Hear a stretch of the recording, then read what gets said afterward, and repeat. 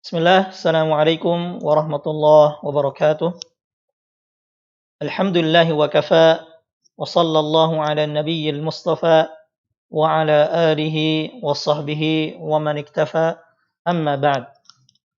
Puji dan syukur kepada Allah subhanahu wa ta'ala, salawat dan salam semoga tetap tercurah kepada Nabi kita Muhammad sallallahu alaihi wasallam, beserta keluarga, sahabat, dan orang-orang yang senantiasa meniti jejak langkah beliau hingga yaumul qiyamah. Ikhwan fiddin, a'azzani Allah wa iyyakum. Ini adalah pertemuan ke-19 dari kajian rutin selama bulan Ramadan tahun 1441 Hijriah, membahas kitab Mukhtasar Ahaditsus Shiyam, Ahkamun wa Adab, atau ringkasan hadis-hadis seputar puasa, hukum-hukum dan adab-adabnya, yang ditulis oleh Syekh Abdullah bin Shalih Al-Fauzan hafizahullah ta'ala. Dan pada pertemuan kali ini insyaallah kita akan membahas hadis yang ke-19, yaitu tentang Al-Hadisut Tasi' Asyar fi hukmil haidhi wan nufasa, yaitu tentang hukum wanita haid dan nifas di bulan Ramadan tentunya. An Mu'adzah binti Abdullah Al-Adawiyah qalat, dari Mu'adzah binti Abdullah Al-Adawiyah, ia berkata, sa'altu Aisyah radhiyallahu anha faqult, aku pernah bertanya kepada Aisyah radhiyallahu ta'ala anha, maka aku berkata, ma balul haidhi taqdis shaum wa la taqdis shalah, mengapa wanita haid hanya mengqadha puasa dan tidak mengqadha salat?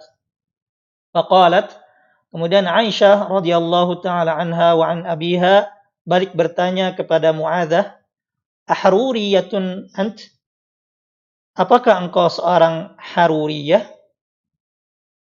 Haruriyah sebagaimana tercantum dalam footnote di sini adalah nisbatun ila qaryatin fil Iraq qurbal Kufah. Haruriyah merupakan nisbat kepada sebuah daerah di Irak dekat Kufah. Nazala fiha awwalu firqatin minal khawarij alladzina kharaju ala Ali radhiyallahu ta'ala anhu. Di mana di sana kelompok pertama Khawarij muncul pertama kali, yang mana mereka keluar kepada Ali radhiyallahu ta'ala anhu. Wa yuqalu liman i'taqada ra'yal khawarij haruriyun, dan orang yang meyakini keyakinan Khawarij disebut dengan Haruri. Wa kana min tashaddudihim fid din wa ra'yuhumul khas anna al-haid taqdi as-salah kas-shaum. Di antara bentuk berlebih-lebihan kelompok tersebut, yaitu kelompok Khawarij atau kelompok Haruriyah, adalah pendapat mereka yang mengatakan bahwa wanita haid juga harus mengqadha salat sebagaimana mengqadha puasa.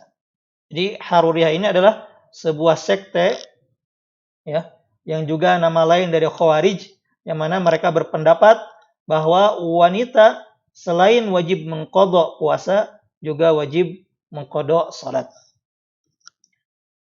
Kemudian Mu'adzah binti Abdullah berkata kepada Aisyah, qultu lastu biharuriyah walakinni as'al.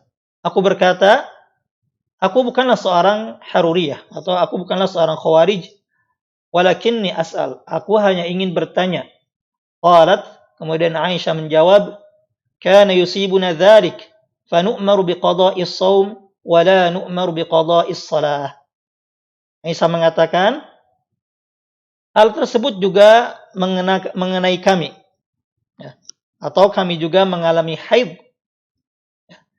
Namun fanu'maru biqada'is shalah wa la nu'maru biqada'is shaum wa la nu'maru biqada'is shalah. Namun kami hanya diperintahkan untuk mengqadha puasa dan tidak diperintahkan untuk mengqadha salat. Muttafaqun alaih. Penulis menjelaskan, al-haditsu dalilun ala anna al-haid wa mithluha an-nufasa bil ijma' la yahillu lahum as-shaum. Hadis ini merupakan dalil bahwa wanita haid juga wanita yang sedang nifas berdasarkan ijma' kesepakatan para ulama tidak halal bagi mereka untuk berpuasa atau haram bagi mereka untuk berpuasa. Wa annahuma tufthirani ramadhana wa taqdiyan, dan mereka berbuka di bulan Ramadan dan mengganti puasa yang mereka tinggalkan karena haid atau nifas. Wa qad warada fi hadits Abi Sa'id al-Khudri radhiyallahu anhu qala, terdapat riwayat dalam hadis Abu Sa'id al-Khudri radhiyallahu anhu, beliau mengatakan, qala an-nabiy sallallahu alaihi wasallam, Nabi sallallahu alaihi wasallam bersabda, alaysa idza hadat lam tusalli wa lam tasum, bukankah wanita jika ia datang bulan tidak salat dan tidak puasa? Qulna bala, para sahabat menjawab, iya tentu. Qala fadzalika min nuqsani diniha, kata Nabi sallallahu alaihi wasallam, dan itulah ya, kekurangan agama mereka, yaitu kaum wanita. Ya. Namun dibalik itu semua, ya, mengapa wanita haid wajib mengqadha puasa namun tidak mengqadha salat? Tentunya ada hikmah di balik itu sebagaimana yang dijelaskan oleh penulis, wa hadza min rahmatillahi ta'ala bin nisa. Ini adalah bentuk kasih sayang Allah Ta'ala kepada kaum wanita. Fa inna shalah tatakarraru kulla yaumin. Karena salat itu dikerjakan berulang kali setiap hari atau rutin setiap hari. Wal haidu yatakarraru kulla syahrin ghaliban. Dan haid itu berulang setiap bulan. Fa ilzamuha biqada'is shalah fihi masyaqqah. Sehingga mengharuskan wanita untuk mengganti atau mengqadha salat itu menyulitkan. Wa fit ta'abbudi bi ada'iha ba'da al-haidhi ghinan 'anit ta'abbudi bi qada'iha. Padahal beribadah dengan mengerjakan salat setelah suci dari haid itu sudah cukup dari beribadah, ya, mengganti salat itu ketika sudah tidak haid. Wa maslahatut ta'abbud biha la tafutu bi tarki qada'iha. Juga kemaslahatan beribadah, ya, kemaslahatan beribadah itu tidak luput dengan tidak mengqadanya. Was-shaumu ibadatun sanawiyah laisa fi qada'iha masyaqqah. Sedangkan ibadah puasa adalah ibadah tahunan yang tidak ada masyaqqah atau kesulitan ketika menggantinya di hari lain ketika sudah tidak haid lagi. Bal fihi maslahatun lil mar'ah. Justru dalam hal itu, yaitu wajibnya qadha hanya pada puasa dan tidak wajib pada salat, itu justru ada kemaslahatan, ya, ada kemaslahatan bagi wanita. Dan Allah Ta'ala berfirman dalam surah An-Nisa itu 26, wallahu alimun hakim. Dan Allah Maha mengetahui dan juga Maha bijaksana. Kemudian penulis menjelaskan tentang beberapa kasus yang dialami oleh wanita haid atau nifas ketika di bulan Ramadan.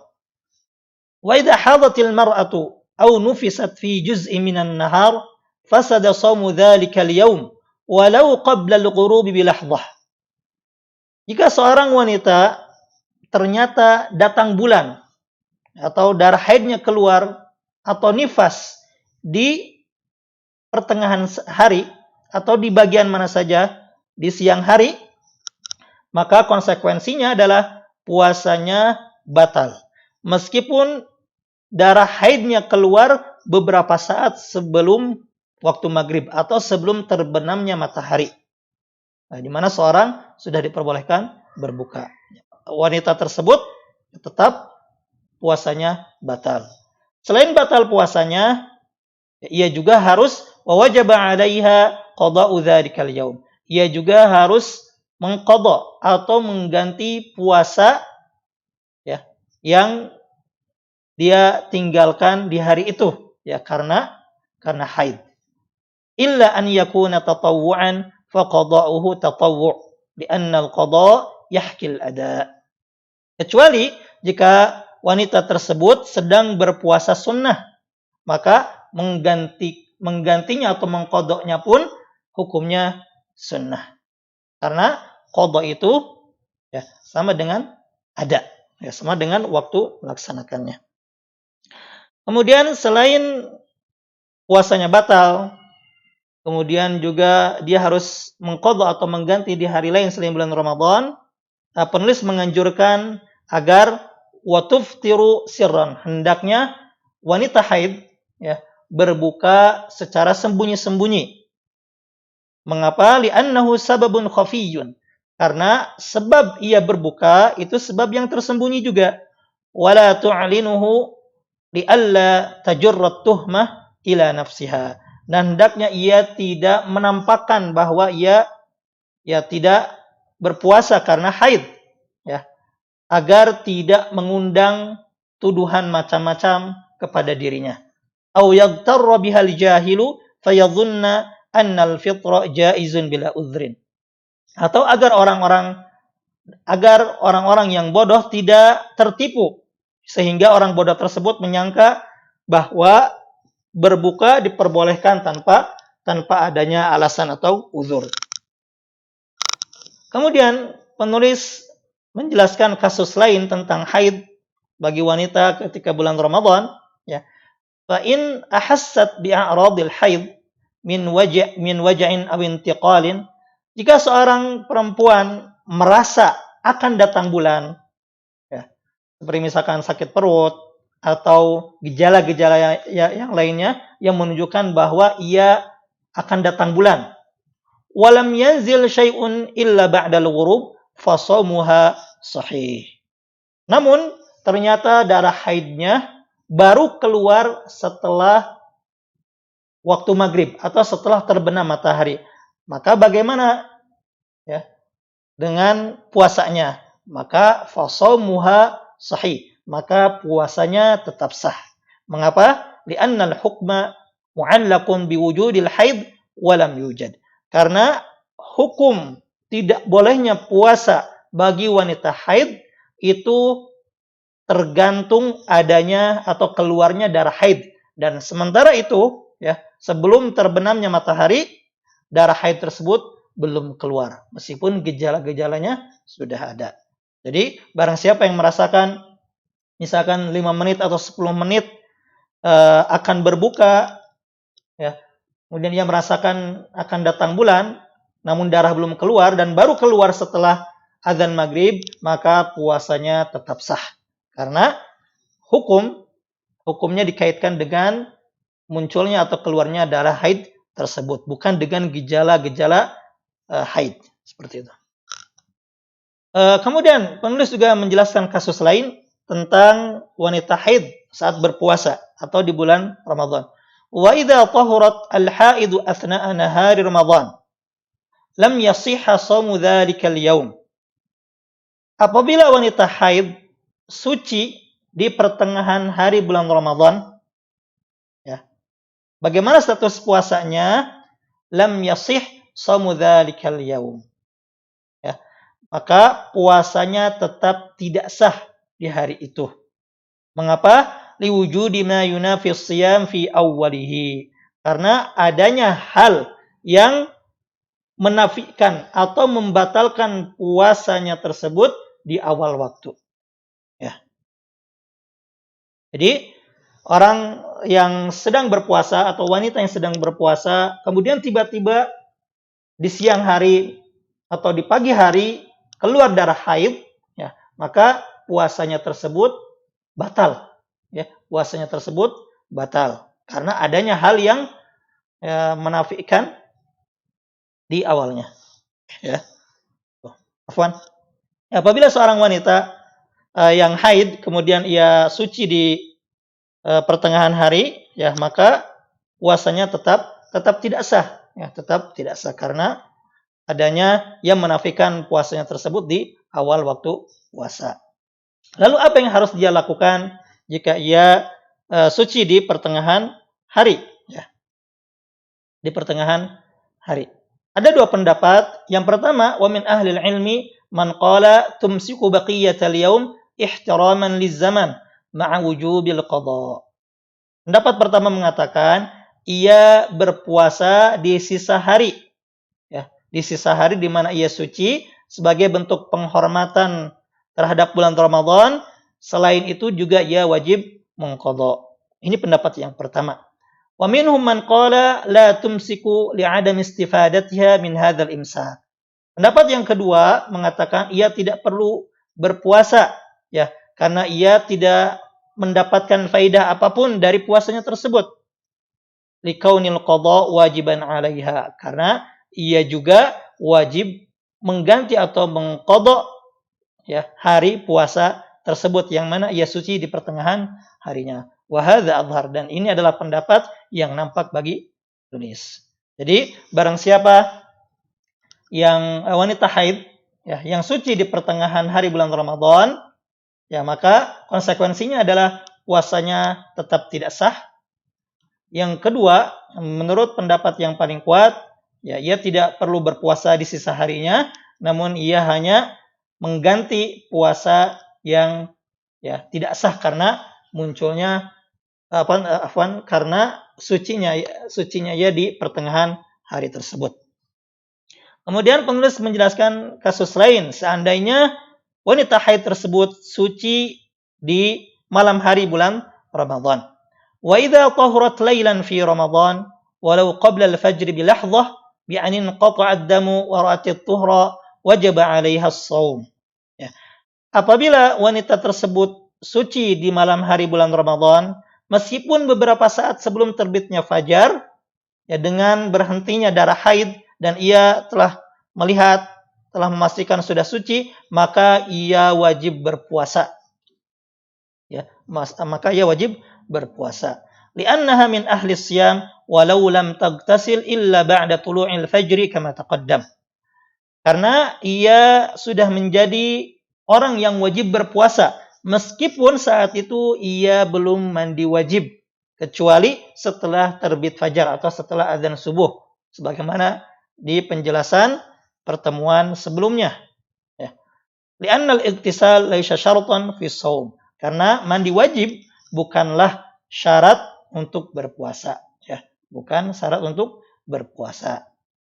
Jadi apabila seorang wanita haid, ya, di bulan Ramadan kemudian suci di malam hari, ya, meskipun sucinya itu beberapa saat, misalkan 1 menit sebelum terbit fajar atau sebelum adzan subuh, ya, maka ia wajib berpuasa meskipun ia baru bisa mandi wajib setelah adzan subuh.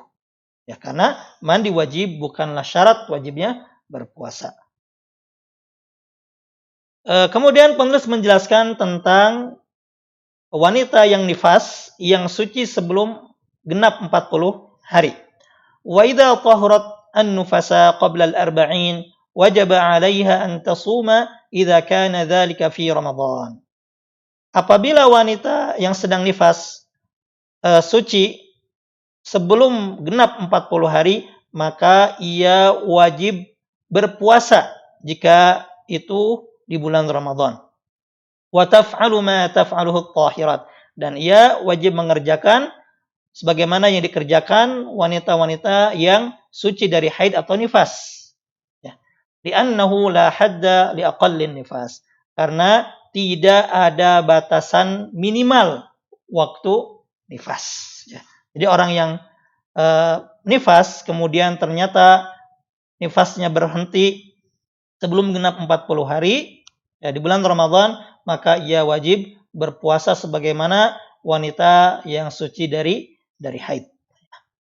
Kemudian penulis menjelaskan tentang istihadah, yaitu darah penyakit yang keluar dari kemaluan wanita selain darah haid dan juga selain darah nifas. Ya.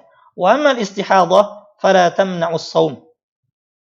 Adapun istihadah, yaitu keluarnya darah penyakit, maka itu tidak menghalangi wajibnya puasa. Li'anna an-nassa warada fi damil haid wan nifas.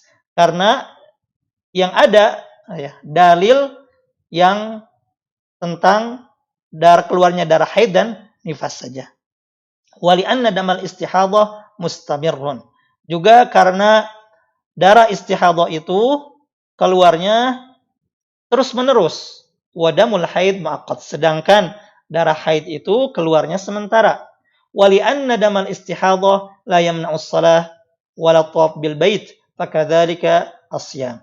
Begitupun darah istihadah atau darah penyakit tidak melarang wanita atau tidak melarang seorang wanita untuk salat, juga untuk tawaf di Ka'bah, begitupun dengan puasa. Wa hadza bi ijma'i ahli ilmi. Dan ini berdasarkan ijma atau kesepakatan para ulama. Jadi apabila seorang wanita ya, keluar darah istihadah atau darah penyakit, yaitu darah selain darah haid dan darah nifas, maka ia tetap wajib berpuasa. Ya, karena dalil-dalil yang ada itu hanya melarang wanita haid dan wanita nifas saja. Dan juga karena darah istihadah itu keluarnya terus, sedangkan haid itu sementara dan waktunya biasanya tertentu, ya. Sudah terjadwal.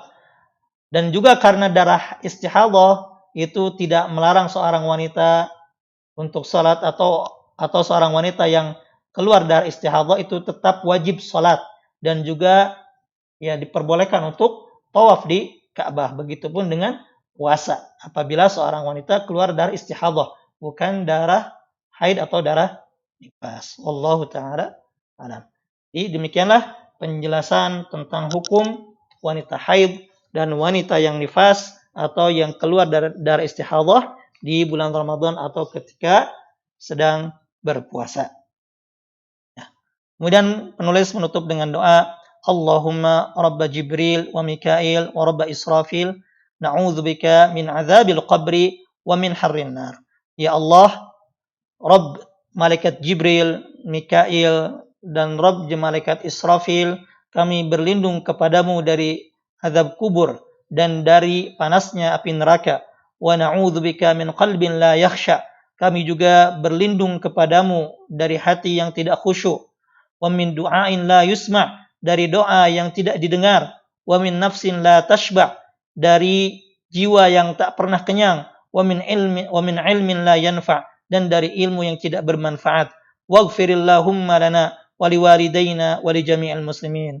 Ya Allah, ampunilah kami, kedua orang tua kami, dan seluruh kaum muslimin. Demikian yang bisa dijelaskan, mudah-mudahan bermanfaat. Subhanaka Allahumma wa bihamdik, asyhadu an la ilaha illa anta, astaghfiruka wa atubu ilaik. Assalamualaikum warahmatullahi wabarakatuh.